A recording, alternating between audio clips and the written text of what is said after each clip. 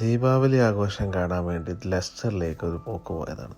അവിടെ ഒരു വിധത്തിൽ വണ്ടി പാർക്ക് ചെയ്ത് നമ്മുടെ ദീപിച്ചേട്ടനും ഫാമിലി എല്ലാവരും അവിടെ എത്തിയിട്ടുണ്ട്. അതാണ്ട് അടിപൊളി വൈബാണ്.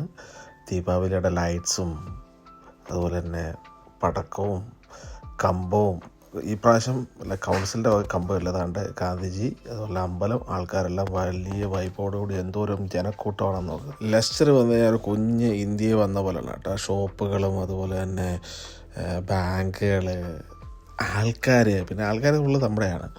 പിന്നെ നമ്മൾ അതിനിടയ്ക്ക് ഒരു ഏറുപടക്കമൊക്കെ വാങ്ങിയതാണ്ട് ഏറുപടക്കം വെച്ചിട്ട് എറിഞ്ഞ് പൊട്ടിക്കാൻ പോവാണ്. ശുങ്കും ആദ്യം എറിഞ്ഞ് എനിക്കിട്ടാണ്. അപ്പോൾ അപ്പനിട്ട് തന്നെ ആദ്യം എറിഞ്ഞിട്ട് നടക്കുന്നുണ്ടോ.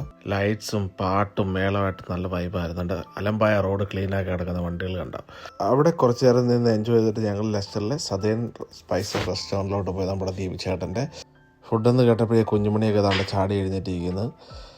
താണ്ട് അടിപൊളി ഒരു പ്ലേറ്റർ വന്നിട്ടുണ്ട്, ദീപിച്ചേട്ടൻ്റെ സ്പെഷ്യൽ പ്ലേറ്റർ. പിന്നെ ഒരുപാട് വെറൈറ്റി ഫുഡുകൾ നമുക്കിവിടെ അവൈലബിൾ ആണ്. ഒരുപാട് നമുക്ക് കഴിച്ചാലും അതുപോലെ പറഞ്ഞാലും തീരാത്ത അത്രയും വെറൈറ്റി സാധനങ്ങളോടുണ്ട്. നമ്മൾ കുറേയൊക്കെ കാര്യങ്ങളൊക്കെ ട്രൈ ചെയ്തു. എന്നാൽ എല്ലാം ഒന്നിനൊന്നിന് മെച്ചം. അതുപോലെ തന്നെ അവിടുത്തെ ആൾക്കാരും നല്ല ഇതായിരുന്നു. പിന്നെ അതുപോലെ തന്നെ നമ്മുടെ അവിടെ ഒരു ചേട്ടൻ്റെ ബർത്ത്ഡേ ആയിരുന്നു. അതും ബർത്ത്ഡേ എല്ലാം ആഘോഷിച്ച് ഫുഡ് ഇഷ്ടപ്പെട്ടാൽ മണിയടിക്കണമെന്നാണ്. മണിയടിച്ച് ഞങ്ങൾ നേരെ തിരിച്ച് ദീപച്ചൻ്റെ വീട്ടിലേക്ക്